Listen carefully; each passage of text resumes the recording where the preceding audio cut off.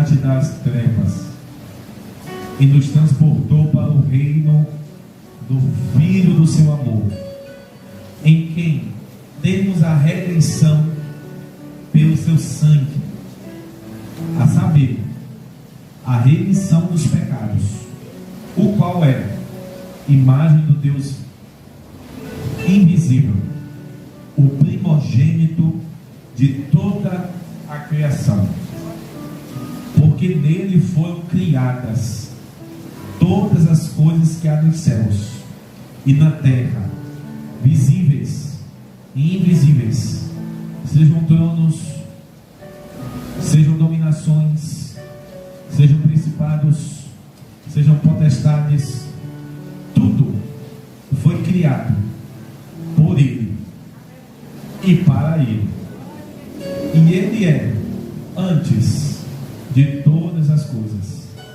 e todas as coisas subsistem por Ele, e Ele é a cabeça do corpo da igreja, é o princípio e o primogênito dentre os mortos, para que em tudo tenha a preeminência, porque foi do agrado do Pai que toda a plenitude nele habitasse, e que havendo por ele feito a paz pelo sangue da sua cruz, por meio dele reconciliasse consigo mesmo todas as coisas, tanto as que estão na terra como as que estão nos céus.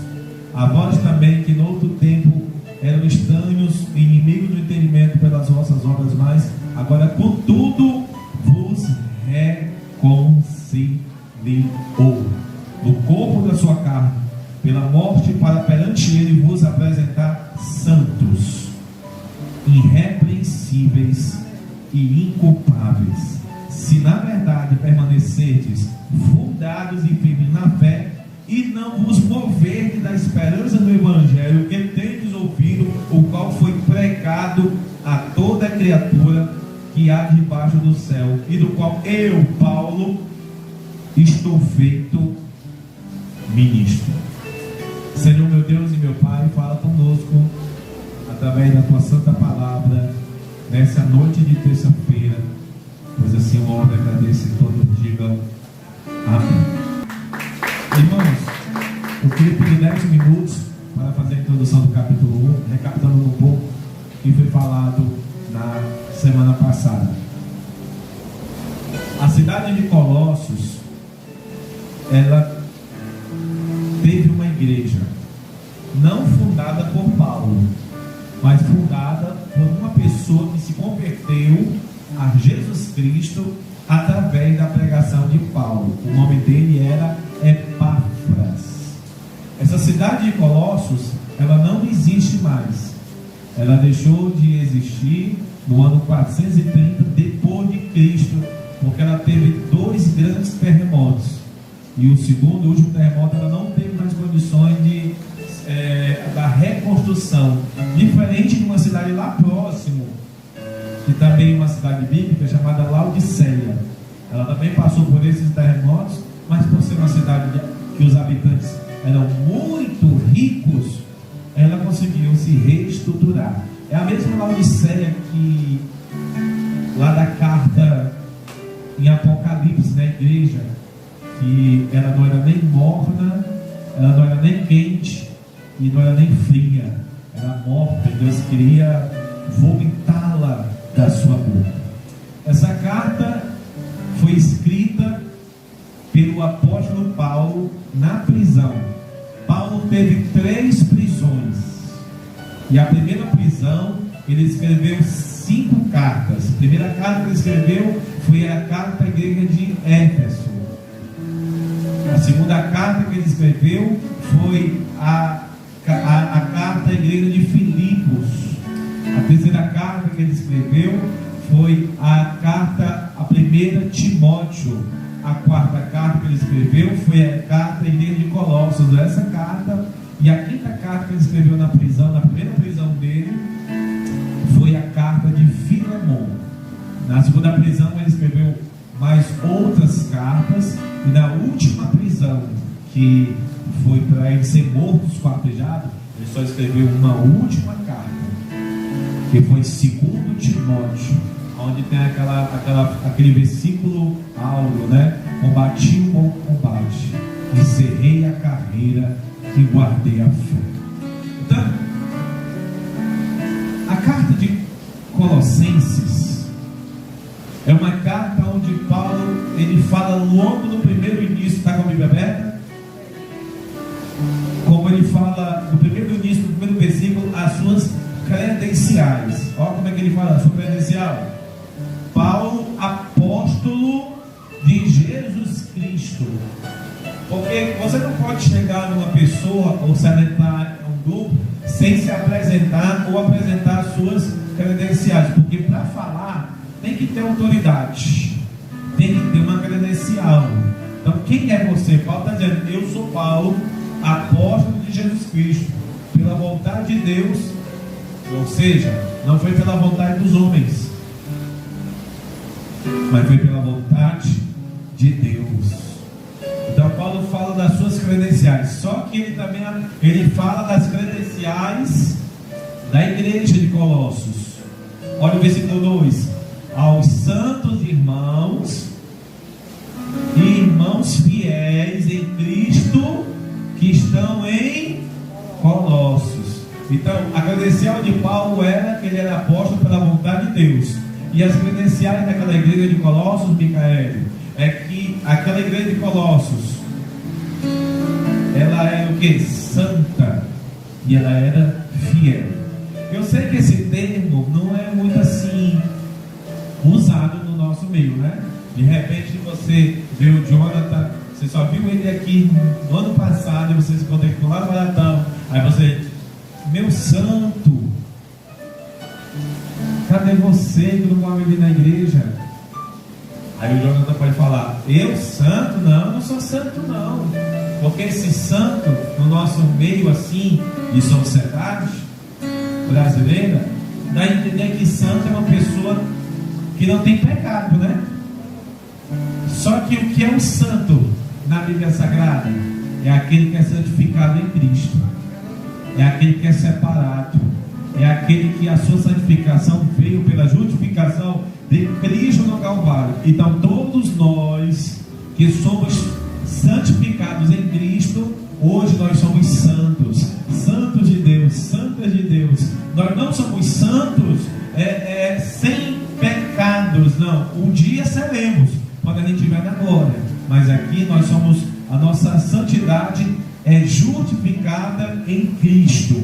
Então ele fala a característica santa, uma igreja santa e uma igreja fiel. E Paulo, ele libera 2 bênçãos. No versículo 2, Paulo libera 2 bênçãos. Olha a primeira bênção.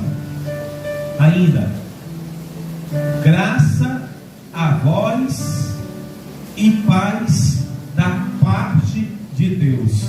Então ele libera 2 bênçãos: a graça e ele libera a paz. O que é graça? Favor e merecido. Você não merece, mas Deus vai te abençoar. Você não merece, mas Deus vai te dar uma bênção. Então Paulo abençoa aquele povo logo no início. Graça e paz. Qual é a paz? Paz é aquela paz que excede todo entendimento. É a paz que o mundo não dá. É a paz aonde tudo está ao seu redor, mas você está confiante que vai dar tudo certo no final. Você está confiante, você amanheceu, meu Deus, como é que eu vou trabalhar amanhã bem cedo? Como é que você vai trabalhar bem cedo amanhã? Aí você está feliz que está chovendo. Você está feliz, mas você crê que amanhã vai dar certo. Você vai chegar em casa, você vai chegar no trabalho enxuto, vai chegar num horário e vai ter um dia abençoado. Isto é a paz que Deus ele coloca no seu coração. Então Paulo, nesse capítulo 1, nos primeiros versículos, Paulo ele se apresenta e fala das características da igreja.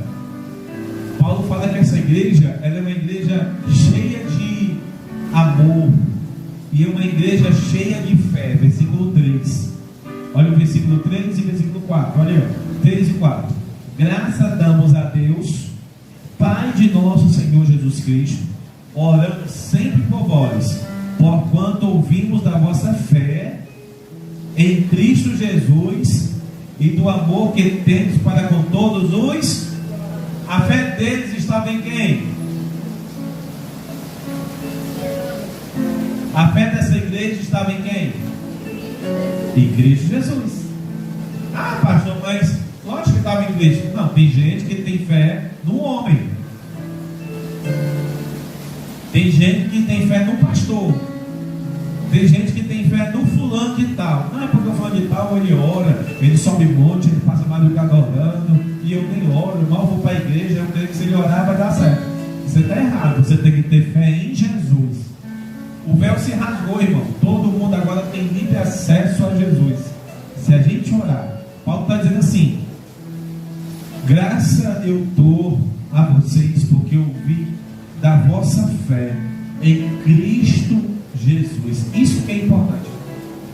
A fé em Cristo Jesus e o amor que tendes para com todos os santos.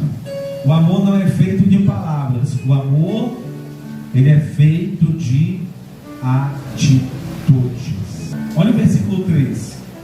Ele nos tirou da potestade das trevas e nos transportou para o reino do Filho do seu amor.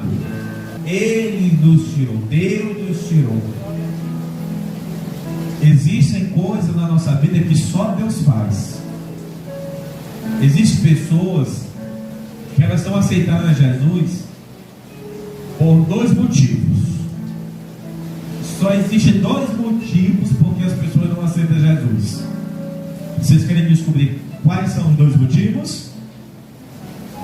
Sim ou não? Se vocês não quiserem, não, continua. Sim? Então vamos lá. Primeiro motivo: coração duro. Coração duro.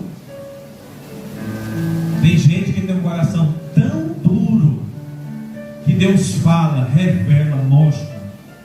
Acontece um negócio assim, ó, na cara dele, na cara dela. E mesmo assim, não vai para a igreja. Aceitar Jesus. Semana, na hora do almoço, eu recebi uma mensagem. Os irmãos testemunhando, vocês nem estão assistindo aí a transmissão.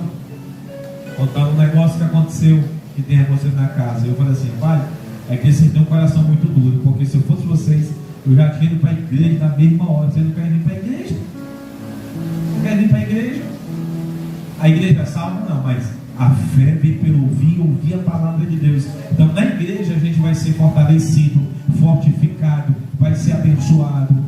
Então tem gente que é o diabo trabalhando na cara dele, mas mesmo assim o coração do... E existe outra coisa que impede a pessoa a aceitar Jesus. O que é, pastor? São as potestades das trevas. Ou seja, tem gente que não aceita Jesus porque tem um coração duro. E tem gente que não aceita Jesus porque tem potestades dominando. Então, o que é essa potestade? O que é esse poder das trevas? Irmão, é demônio forte. Sabe esses demônios que a pessoa paga um champanhe na macumba? Né? Quem andou na macumba aqui? Quem já andou na macumba aí? Tem mais? Aqui tem irmão que andou e tem vergonha de falar. Mas sabe que você vai lá, você tem que pagar, né? Paga alguma coisa. Você não é de graça ali, você paga, né? Sabe esses demônios que descem na macumba? É o demônio mais bebinha. Cara, mais bebinha. Vê essas igrejas que o demônio fala na televisão, né? Esses são os pebinhas. Sério, ó. Só os pebinhas. Potestade é demônio poderoso, que as pessoas não têm ideia. São legiões. Abra um texto comigo agora, nessa noite, no livro do profeta Daniel. Daniel capítulo 10, versículo 11. Todo mundo encontrou? Versículo 11. Daniel, homem muito desejável. Está atento às palavras que eu vou te falar. Levanta-te sobre os teus pés. porque eis que te sou enviado, e falando ele comigo esta palavra, eu estava temendo. Então me diz: não temas, Daniel, porque desde o primeiro dia em que aplicaste o teu coração a compreender, a opinião perante o teu Deus, são ouvidas as tuas palavras. Eu vim por causa das tuas palavras, mas o príncipe do reino da Pérsia se pôs de fronte de mim 21 dias. E eis que Miguel, um dos primeiros príncipes, veio para me ajudar. E eu fiquei ali com os reis da Pérsia. Agora vim para fazer-te entender o que há de acontecer ao teu povo nos últimos dias, porque a visão ainda é para muitos dias. Pastor, não estou entendendo. Deus mostrou para Daniel uma visão dos últimos dias. Ele não entendia Micael. Imagine aí, Micael, há 2.000 anos atrás, há 3.000 anos atrás, Daniel vendo helicópteros de guerra, avião de guerra, hein? A mente bugou. Ele vê esses prédios, os arranha-céus, os carros, as cidades, a mente buga. Então ele vai orar, ele vai jejuar para que Deus mostre para ele o entendimento. Isso já é nos primeiros versículos do capítulo. E ele passa, sabe quantos dias orando? 21 dias orando e jejuando por esse propósito. Mas no primeiro dia, Deus mandou um anjo chamado Gabriel para revelar para ele o que significa aquele sonho. Só que quando o anjo estava descendo lá do céu, o príncipe da Pérsia, quem é o príncipe da Pérsia? É uma potestade. Pegou o anjo e aprisionou. Não deixou o anjo descer. Foi necessário Miguel, um anjo de guerra, descer para que pudesse libertar o anjo Gabriel. Está aqui, irmão. Está na Bíblia. Está na Bíblia. Você está entendendo? Está na Bíblia. Ou seja, se existe um demônio, uma potestade que consegue prender um anjo, irmão, então Deus libertou a pessoa, tirou a pessoa da mão dessas potestades, desses demônios poderosos. Essa pessoa estava escravizada no álcool, bebe todo dia, usa droga todo dia, não tem força de aceitar Jesus. E no belo dia, em um culto como esse, em uma oração, o Senhor quebra as cadeias, essa pessoa aceita Jesus Cristo, ela vai começar o processo da libertação, e para a glória de Deus o Senhor liberta ela e transforma. O que é isso? É o poder de Deus, irmãos. São principados e potestade. Quem está entendendo? Vamos voltar lá para Colossenses. E ele nos tirou das potestades das trevas e nos transportou para o reino do Filho do seu amor. Ele nos transportou para o reino dos céus. Então é por isso que hoje, quando a pessoa aceita a Cristo, ele muda, irmãos. A mudança é o ambiente. Porque se você estava no ambiente das trevas e você passa a estar no ambiente novo, a sua vida muda. O ambiente, irmãos, ele influencia a nossa vida.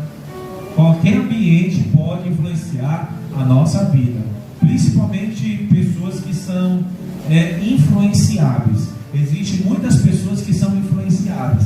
Existe a pessoa que ele é uma influência, e existe a pessoa que ele é influenciado. Então, muitos de nós somos influenciados. E quando a gente está em um ambiente, aquele ambiente tem o poder de nos influenciar. Então, Deus tirou a pessoa das trevas, da mão das potestades. Pastor, isso não quer dizer que tem pessoas da minha família que estão na mão das potestades? Provavelmente sim, tem muita gente. Como um dia a gente também esteve na mão das potestades. Mas o Senhor pode tirar a gente dessas mãos e nos transportar para o reino do Filho do seu amor. Quem crê nisso? Quem crê nisso, diga glória a Deus. Quem crê nisso, diga graças a Deus. Diga assim: obrigado, Jesus, pela obra que o Senhor fez na minha vida. Olha o versículo 14. Em quem temos a redenção pelo sangue, a saber, a remissão dos pecados, o qual é a imagem do Deus invisível, o primogênito de toda a criação. Então veja o versículo 15, o qual é a imagem do Deus invisível. Quem é a imagem do Deus invisível? Quem? Jesus. Então Jesus é a imagem de Deus invisível, o primogênito de toda a criação. Agora veja o seguinte: os testemunhos de Jeová, eles não acreditam que o Espírito Santo é Deus. Para os testemunhos de Jeová, o Espírito Santo é uma força ativa de Deus. Os testemunhos de Jeová, eles não acreditam que Jesus é Deus, porque para os testemunhos de Jeová, Jesus foi criado por Deus. E por que eles acham que foi criado por Deus na vida deles? Porque em Colossenses, versículo 15, fala que ele foi o primeiro da criação, né? O primeiro da criação está aqui. Pastor, mas está aqui, por isso que eles acreditam, né, pastor? É só que não se pode pegar um versículo e sair imaginando que é isso que você está lendo. Não se pode. Por quê? Porque veja bem, vamos ler todinho, versículo 15, o qual é a imagem do Deus invisível, o primogênito de toda a criação. Versículo 16, porque nele foram criadas todas as coisas que há nos céus e na terra, visíveis e invisíveis, sejam tronos, sejam dominações, sejam principados, sejam potestades. Tudo foi criado por ele e para ele. E ele é antes de todas as coisas, e todas as coisas subsistem por ele. Aí alguém diz assim: poxa, mas aqui, pastor, está mostrando que Jesus foi criado. Não está falando de criação de Jesus. Alguém está falando de criação de Jesus? Não, o texto está mostrando a supremacia de Jesus Cristo. O texto está colocando Jesus igual a Deus. O texto está colocando Jesus semelhante a Deus. Está dizendo que Jesus, ele é a imagem do Deus invisível, o primogênito de toda a criação. Antes de tudo, ele já era. Antes de tudo, ele já existia. É o que o texto está falando, porque tudo foi criado por ele e para ele. Ele e ele, porque nele foram criadas todas as coisas. Agora, complemento com esse texto. Abra o Evangelho de João, capítulo 1. João, capítulo 1, versículo 1. Olha o complemento. No princípio era o verbo, e o verbo estava com, e o verbo era. Olha o versículo 3. Todas as coisas foram feitas por dele, e sem ele nada do que foi feito se fez. Esse texto fala do Logos. Jesus é a palavra de Deus. Quando alguém interpreta assim, Colossenses 1,15, que Deus criou Jesus, é errado. Esse versículo está falando sobre a supremacia de Cristo. Ao contrário, está falando que verdadeiramente Jesus é Deus. Verdadeiramente ele criou todas as coisas. Tudo foi por ele e para ele, porque nele foram criadas todas as coisas que há nos céus. Tudo que é no céu foi criado por ele que criou. Tudo que é na terra foi criado por ele e ele que criou as coisas visíveis e as coisas invisíveis. Agora, olha o versículo 18. Ele é a cabeça do corpo da igreja. Engraçado que quando Paulo escreve a carta de Efésios, ele exalta a igreja, o corpo, a igreja. A carta da igreja de Colossenses não fala de igreja, fala do cabeça, fala de Cristo. A carta da igreja de Efésios fala da igreja. A igreja tem ministérios, a igreja tem dons, a igreja tem que viver unida, a igreja tem que ser cheia do Espírito. Mas a igreja de Colossenses só fala de Cristo, a supremacia de Cristo, o poder de Cristo, o senhorio de Cristo.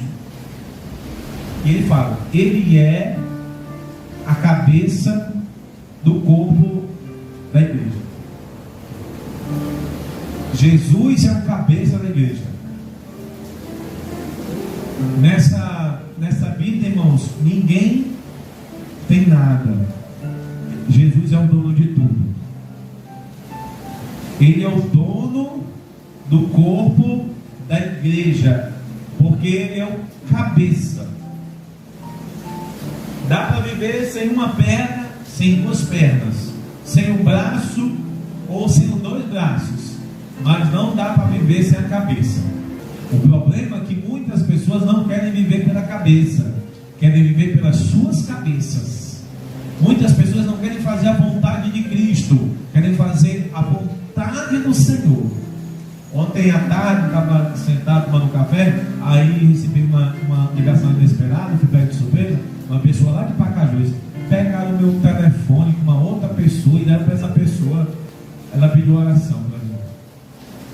Aí eu disse, não vou orar, não, pastor, ore por mim, porque me falaram que o senhor pode até revelar, aí me quebrou. Quando falou isso, pode até revelar, me quebrou. Porque eu tenho uma relação de 5 anos, não fui embora, eu não sei o que fazer. Aí eu falei assim, mano, é o seguinte, eu vou orar. Se Deus revelar alguma coisa, eu te passo. Se não, eu nem passo. Mas deixa eu lhe dar uma palavra que é para essa pode ser. Chega passando 10 minutos. Quando acabou a oração, eu disse, mano, Deus não revelou nada não, viu? Mas fica na fé, tá fazendo uma palavra. Hoje de manhã ela mandou a foto, eu estava saindo aqui do culto, ela mandou a foto dela do rapaz lá. Ele falou, pastor, olha para essa foto aí. Se Deus revelar alguma coisa, o senhor fala para mim. Aí eu peguei e mandei um texto, bem grandão, né, irmão? Mandei um texto assim, falando lá em Isaías 55, que os pensamentos nossos não são iguais aos pensamentos de Deus, e não sei o que, tal. Eu estava falando para Juliana o seguinte, irmão: tem gente, irmão, que olha para certas pessoas da igreja e vê como macumbeiros, porque vem de uma macumba e acha que dentro da igreja evangélica você vai encontrar a mesma coisa. E existem pessoas dentro da igreja evangélica que Deus não revelou nada, mas ainda para se passar por profeta ou para ter algum benefício, ainda passa a revelação, falam que Deus não mandou falar. Só que o problema disso, sabe qual é? É porque as pessoas se esquecem que o cabeça de tudo, irmãos, é Cristo. As pessoas, elas não... Detalhe, pessoas que vivem atrás de revelação, a maioria dessas pessoas, elas não se congregam. Vá atrás de qualquer pessoa que gosta dessas coisas, elas não se congregam na igreja. Não se congregam. Elas ficam aqui, elas ficam rodando a cidade inteira atrás desses movimentos. Mas se congregar na igreja, dizer, eu sou da igreja tal, tô lá. Vai lá de domingo, todo domingo você vai viver lá. Vai lá de terça, você vai viver lá. Vai lá de quinta, você vai viver lá. Porque eu me congrego lá. Mas essas pessoas que gostam desses movimentos, elas não se congregam. Quem crê em Deus de verdade, segue os seus caminhos. Não, mas eu creio em Deus. Você segue? Vamos lá. Abra a sua Bíblia aí. João 15, versículo 1. Você que está em casa, abra também. Você que está assistindo incrédulo, essa transmissão, abra também. Você que, porque pode ter um incrédulo, né? Abra. Eita, glória a Deus. João 15, 1. Eu sou a videira verdadeira, e meu pai é o lavrador. Olha o versículo 2. Toda vara em mim que não dá fruto, atira e limpa. Toda aquela que dá fruto, para que dê muito mais fruto. Vós já estáis limpo pela palavra que vos tenho. Que vos tenho? Está em mim e eu em vós. Como a vara de si mesma não pode dar fruto, se não estiver na videira, assim também vós, se não estiverdes em mim. Eu sou a videira, vós as varas. Quem está em mim e eu nele, este dá muito fruto, porque sem mim nada podeis fazer. Verso 6. Se alguém não estiver em mim, será lançado fora, como a vara secará, colhe e lança no fogo e arde. Você tem que estar com Jesus, irmão. Não, eu não vou. Olha, eu não estou falando que tem falta de culto. É normal, tem irmãos hoje que não pode estar aqui porque estão com os compromissos pessoais. Normais.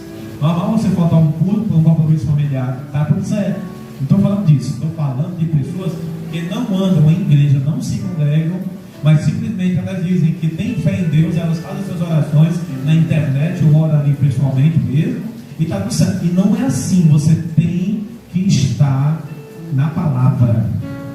Você tem que estar buscando, irmãos. Você precisa de uma igreja para se congregar. A Bíblia fala: não deixei as vossas congregações, como é costume de muitos. Está na Bíblia. A gente precisa estar congregado em Cristo Jesus e com os irmãos, porque senão a gente não vai produzir fruto, e a gente vai ser cortado, e a gente vai ser lançado fora. As pessoas querem viver do jeito que quer lá fora. Pastor, olha aqui por mim. Pastor, Deus falou alguma coisa para mim. Aí tem gente que falou, espera mais um pouco, espera mais um pouco. A irmã espera mais um pouco. Não aconteceu nada. Não, é porque para Deus um dia é 1000 anos. Espera mais um pouco. E assim vai levando os poucos, vai levando os trouxas. Você precisa somente entender uma coisa: Jesus é o cabeça da igreja, e é nele que você tem que colocar a tua fé. Então, se você crê nele, você tem que seguir a ele.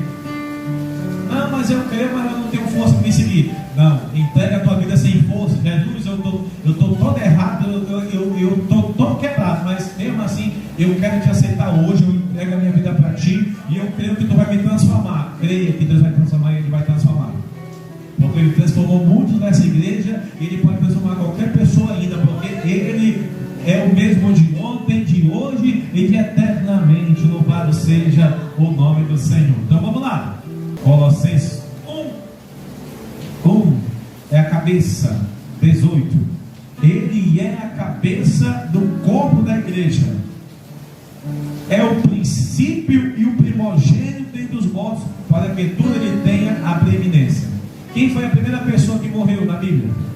A primeira pessoa a morrer foi Abel. Aí alguém diz assim: mas a pessoa a morrer foi Abel? E o texto está falando que Jesus foi o primeiro a morrer? Sim. É por isso que eu estou falando para vocês que o testemunho de Jeová, quando ele diz assim, e Deus criou Jesus, está errado. Está errado. Você vai, Jesus primeiro a morrer? Não, isso aqui está dizendo o seguinte. Isso está dizendo o seguinte: que assim como o plano de Deus era que Jesus viesse para resgatar a humanidade, porque antes de tudo, antes da criação, Deus já sabia que o Adão ia fazer o que fez. Amém? Sim ou não? Ele já sabia de tudo, mas mesmo assim ele foi com o seu plano. E antes de tudo, ele já tinha esse plano.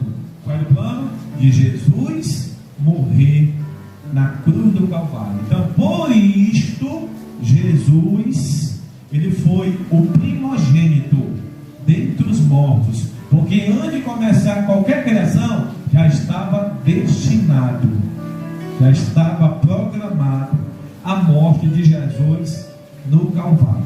Então é por isso que Jesus é o primogênito dentre os mortos, para que em tudo ele tenha a preeminência. Jesus tem que ter o primeiro lugar em tudo. Quando a gente devolve o dízimo, nós estamos colocando o primeiro lugar a Deus. Quando você honra a Deus vindo para a igreja, você está colocando Deus em primeiro lugar, né? Então você tem que colocar Deus em primeiro lugar em tudo. Deus que tem que ter o primeiro lugar na sua vida, não é a sua esposa, não é o seu marido, não é os seus filhos, é Deus. Mas você sabia que tem gente da igreja que coloca o ministério na frente de Deus? O ministério, os compromissos da obra. Tem gente que quer colocar os compromissos da obra na frente de Deus, e não é assim. A Bíblia fala bem direitinho lá em 1 Coríntios 7, que os casados, o primeiro lugar que ele tem que fazer é cuidar do seu casamento, da sua família. Os solteiros, a primeira coisa que ele tem que fazer é cuidar das coisas de Deus, porque ele tem tempo. O casado não. Então, o casado, a mulher, né, um exemplo, a mulher é cristã, o marido não é crente. Hoje é dia de culto. Ela tem que vir para a igreja, e ele não vem para a igreja, porque ele não é crente, né? Dando um exemplo. Aí o que ela vai fazer antes de vir para a igreja? Vai deixar tudo pronto. A janta está pronta, o menino banhado, a casa arrumada, e vai vir para a igreja. Mas tem gente que faz toda a vontade e vem para a igreja e vai causar o quê? Só confusão. Aí uma mulher diz assim: mas cadê? Passa o dia trabalhando, cadê você? Cadê? Aí liga para a mulher. Antigamente, né? Nem podia ligar. Hoje é para ligar. Cadê você? Cadê? Tem comida? Tudo sujo. Até hoje essas coisas acontecem, irmão. Você acredita nisso? Calma, eu estou chegando aqui na igreja. Aí o que acontece? O marido vai criando um ranço da igreja. Mas a culpa é da igreja? A culpa é de Deus? Não. É a pessoa que coloca o ministério, o departamento, os trabalhos na frente de Deus, irmão. Ainda coloca no lugar de Deus. Deus que tem que ter o primeiro lugar. Então, o que é Deus? O que é Deus ter o primeiro lugar no meu coração? O primeiro lugar, irmãos, quando Deus tem o primeiro lugar no meu coração, até você viajando, curtindo, Deus no primeiro lugar no seu coração, você vai dar bom testemunho lá, você vai glorificar a Deus, você vai agradecer a Deus. Oh Deus, obrigado por essa viagem. Oh Deus, obrigado por esse prato, esse peixe. Oh, aleluia. Obrigado por essa rede, Senhor. Então você está colocando Deus em primeiro lugar. Oh Jesus, como eu sou inteligente, olha como é bom ter dinheiro, né? Não. Quando você coloca no primeiro lugar, tudo você vê Deus, tudo você agradece a Deus. Então isso é colocar Deus no primeiro lugar. Às vezes as pessoas interpretam errado. Colocar no primeiro lugar é você honrar os trabalhos da igreja. Não, você honra o trabalho da igreja pelo seu compromisso. Não é que você não assumiu o compromisso desse ano? Você vai trabalhar até o fim, tá tudo certo? Não assumiu? Ou coloca na sua cabeça e diz certo para você fazer? Não, então assumiu o compromisso? Então honre os seus